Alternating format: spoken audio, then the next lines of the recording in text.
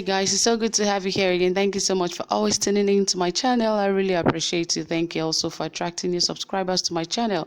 This means so much to me and I'm super grateful. And also thank you for always staying tuned, watching my videos and also listening. Yes, you guys are simply the best and I appreciate you so much. Yes, and don't forget we're here to give you the latest, the hottest, most reliable and authentic news as it drops by the hour. Right here now we have something very interesting for you and it is coming from Nigeria's President Muhammadu Buhari, and he has asked the UN to cancel every debt because of the COVID-19. Well, why is saying that? Well, we do not know, but soon we'll find out why the Nigerian president have asked the UN to cancel every debt that she has owned. Anyway, guys, if you haven't subscribed, please endeavor to hit the subscribe button immediately, and also want to welcome you into the family in our own special way. And also don't forget to hit the notification bell because that is the only way you can get notified anytime we drop a new video. All right, guys, don't forget to give this video a thumbs up because your thumbs up would mean so much to us. Yes, we would appreciate a thumbs up, and don't forget to share. Thank you so much for staying tuned. All right, let us go details into the news as to why President Muhammadu Buhari has asked the UN to cancel her debts. Okay, he said President Muhammadu Buhari on Thursday told the virtual forum of world leaders backed by the United Nations UN that only debt cancellation can give developing countries reliefs from the devastation caused by COVID-19. Tagged high-level events on financing for development in the era of COVID-19 and beyond. The forum was convened by Canada, Jamaica, and Secretary General of the UN, Antonio Guterres, and attended by over 50 world leaders. At the meeting, Buhari, who said the emergence of COVID-19 pandemic had altered global events, renewed the appeal for debt cancellation for African countries, insisting that only hope of reprieve for humanity is global solidarity. According to him, this global solidarity can only be demonstrated through debt forgiveness by developed countries and international financial institutions to the needy countries, especially in Africa. Well, we don't know if he's speaking for the needy countries, but I don't think Nigeria is a needy country at a time like this because Nigeria has got all the resources. It's just a mismanagement of resources that is the problem of Nigeria. So asking for forgivenesses as regard debts, I don't think that is called for. But anyway, let's continue, guys. As it says, this is coming as Vice President Yemi Oshibanjo has said the federal government was expanding access to water, sanitization and hygiene facilities as Nigeria's most effective weapons against the spread of the pandemic. A statement by Special Advisor to the President on Media and Publicity, Mr. Femi Adesina, said Buhari told the forum that such magnanimity by developed countries would assist African countries in reversing the devastations caused by COVID-19 to the human race.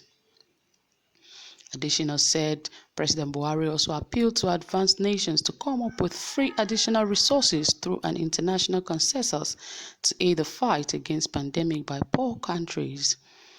He said the president also advised advanced nations against adopting what he described as a me first and every man for himself approach, warning that consequences of such attitudes would be detrimental to the well-being of all nations in the 21st century.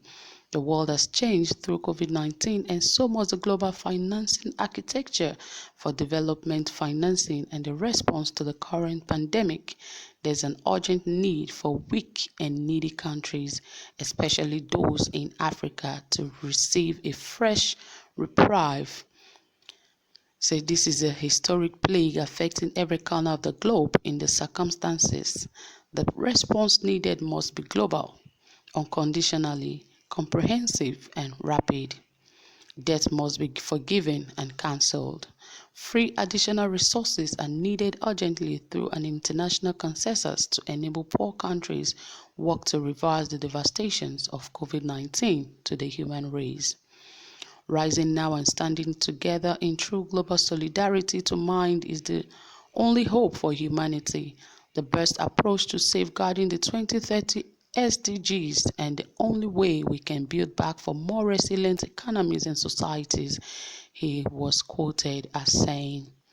According to the statement, the president used the forum to intimate the international community with the devastating impact of the pandemic on Nigerian economy, the country's health sector, and the efforts being made by the government to mitigate the effect of the pandemic. It also said that the president told the world leaders that the pandemic brought shocks upon the country, highlighting its adverse effect on the country as well as measures being put in place to cushion its effects during and after the pandemic.